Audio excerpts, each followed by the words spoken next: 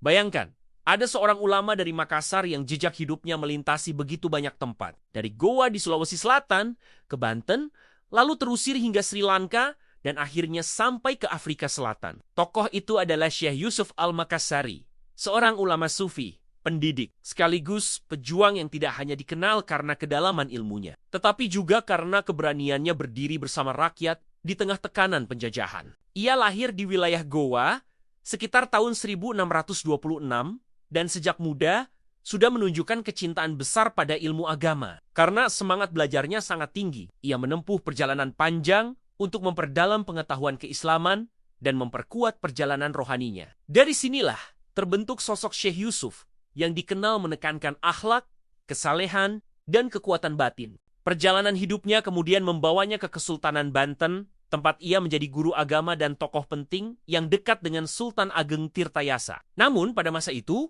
Banten sedang berada di bawah tekanan kolonial Belanda. Syekh Yusuf tidak tinggal diam. Ia ikut menguatkan semangat rakyat dan mendampingi perjuangan melawan penindasan. Karena pengaruhnya begitu besar, Belanda menganggapnya sebagai ancaman. Ia pun ditangkap dan diasingkan jauh dari tanah airnya. Tempat pengasingan pertamanya adalah Sri Lanka.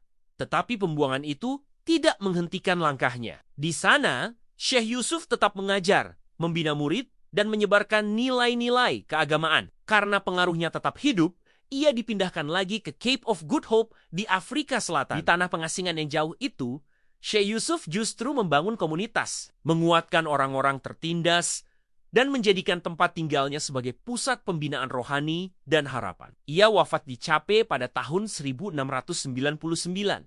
Tetapi warisannya terus hidup. Kisah Syekh Yusuf menunjukkan bahwa seorang ulama tidak hanya mengajar di ruang ibadah, tetapi juga bisa menjadi pelita bagi masyarakat, bahkan dalam keadaan paling sulit sekalipun. Dari Goa ke Banten, lalu ke Sri Lanka dan Afrika Selatan, Syekh Yusuf membuktikan bahwa pengasingan tidak selalu berarti akhir karena di tangannya. Pengasingan justru berubah menjadi perjuangan, ilmu, dan harapan bagi banyak orang.